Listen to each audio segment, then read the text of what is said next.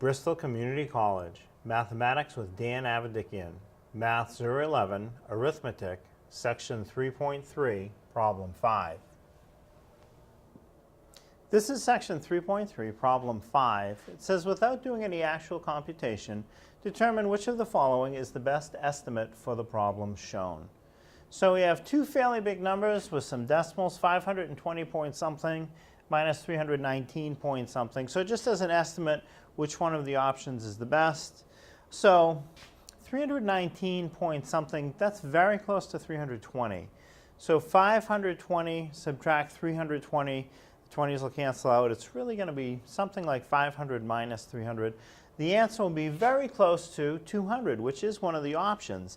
So it won't be exactly 200. You'll have some decimals and it'll be close, but that's a good estimate.